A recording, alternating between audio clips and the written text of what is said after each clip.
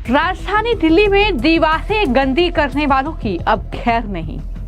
DMRC ने अब तक 53 लोगों के खिलाफ दर्ज की एफआईआर। सीएम रेखा गुप्ता ने आयुर्वेदिक किचन सोमा का किया उद्घाटन। राजधानी दिल्ली को स्वच्छ रखने के लिए सीएम रेखा गुप्ता लगातार एक्शन मोड में हैं। अब सीएम रेखा गुप्ता के निर्देश पर डीएमआरसी यानी दिल्ली मेट्रो रेलवे कॉरपोरेशन ने बड़ा एक्शन लिया है। डीएमआरसी ने अब तक ऐसे 53 लोगों के खिलाफ एफआईआर दर्ज की है जिन्होंने मेट्रो की दीवारों को नुकसान पहुंचाया है, पोस्टर उस पर लगाए हैं या किसी भी तरीके से संपत्ति को खराब करने की कोशिश की है। दिल्ली में सार्वजनिक संपत्तियों को स्वच्छ रखने के लिए सीएम रेखा गुप्ता के निर्देश पर पोस्टर और बैनर हटाने का यह अभियान तेजी से चल रहा है। इसी कड़ी में दिल्ली मेट्रो ने यह सबसे बड़ी कार्रवाई की है। ये जो कैंपेन है दिल्ली के हर कोने को स्वच्छ और सुंदर बनाने की भूमिका एक तरीके से निभा रहा है। डीएमआरसी ने मेट्रो की दीवारों को पोस्टर, बैनर और ग्राफिटी से नुकसान पहुंचाने वालों के खिलाफ ये सख्त एक्शन की अब शुरुआत कर दी है। दिल्ली मेट्रो ने ये अब तक की बड़ी खबर है कि 53 व्यक्तियों और संस्थाओं के खिलाफ उनके रजिस्टर्ड मोबाइल नंबरों के साथ एफआईआर दर्ज की है। दिल्ली मेट्रो के द्वारा अब तक 327 जगहों से अवैध रूप से लगाए गए पोस्टर और बैनर भी हटाए जा चुके हैं।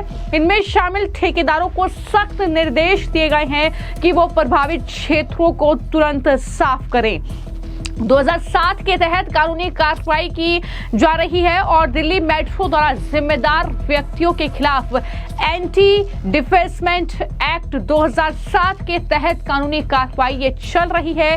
इसके लिए दिल्ली मेट्रो ने एक विशेष निगरानी टीम का गठन किया है।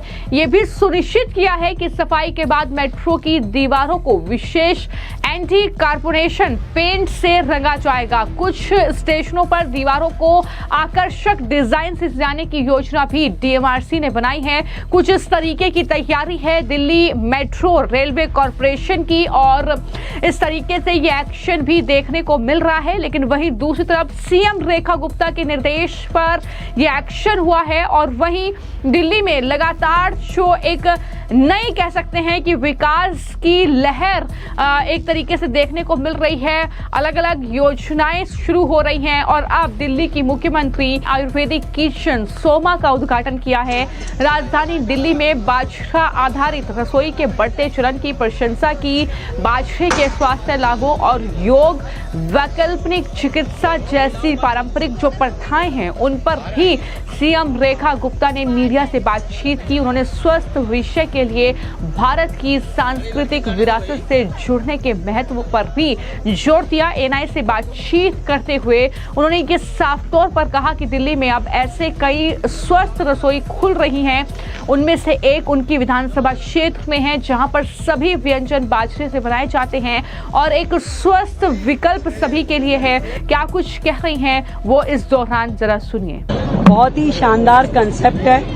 दिल्ली में अब अनेकों जगह इस तरीके के इनिशिएटिव लिए जा रहे हैं। मेरी विधानसभा में ऐसा एक हेल्दी किचन जिसमें कि मिलेट्स के द्वारा तैयार सारी रेसिपीज हैं एक हेल्दी डाइट के रूप में जो एक नई जनरेशन खाना चाहती है, चाहे वो पाव भाजी से लेकर बर्गर तक, सूप से लेकर के किसी भी प्रकार की डिश, साउथ इंडियन एनीथिंग।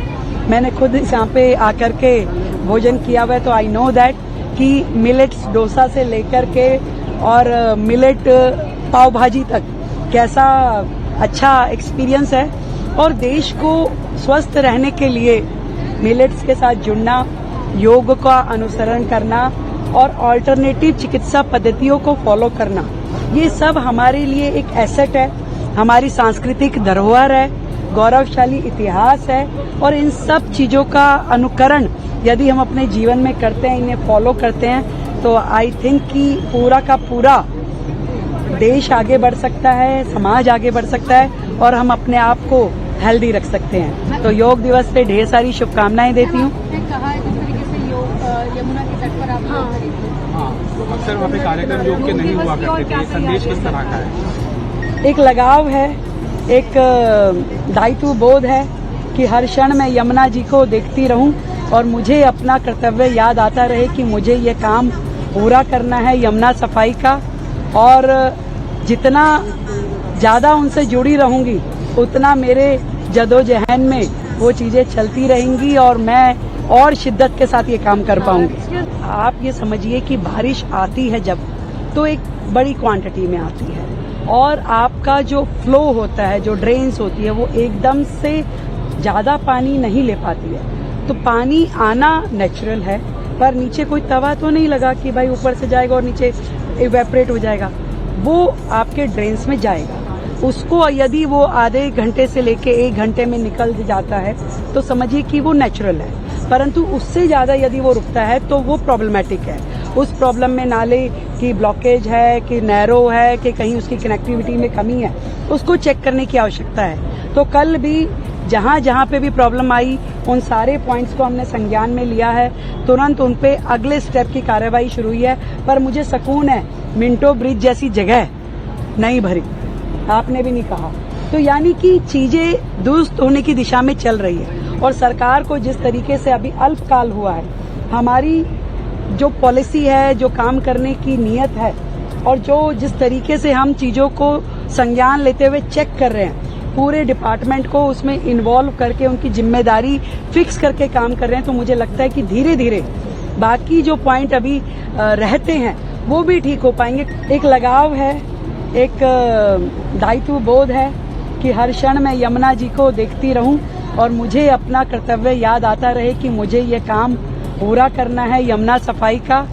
और जितना ज़्यादा उनसे जुड़ी रहूंगी उतना मेरे जदोजहद में वो चीज़ें चलती रहेंगी और मैं और शिद्दत के साथ ये काम कर पाऊंगी। तो सीएम रेखा गुप्ता को आपने सुना, जिन्होंने ना सिर्फ जो रसोई का उन्होंने उद्घाटन किया है उस पर बातचीत की, बल्कि किस तरीके से यमुना की सफाई एक बड़ा मुद्दा है और वो लगातार उस पर निगरानी रख रही हैं। उन्हें दरअसल ये भी याद है कि उन्हें कितने वक्त में यमुना को साफ करना है, इस पर भी उन्होंने बातचीत की। और साथ ही साथ दिल्ली में जो वाटर लॉगिंग की समस्या है बारिश के वक्त, उस पर भी उन्होंने बातचीत की है और कहा है कि जहां भी पानी का भराव हुआ है वहां की स्थिति जानने के लिए वो खुद भी पहुंची हैं और कहीं ना कहीं संबंधित जो मंत्री हैं वो भी वहां पर गए हैं।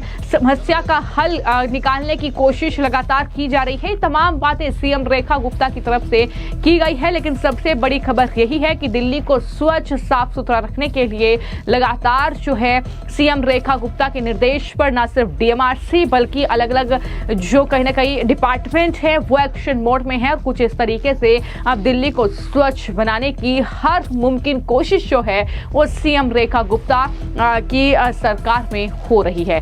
फिलहाल आपकी इस खबर को लेकर क्या राय है, हमें कमेंट बॉक्स में जरूर लिखें। धन्यवाद।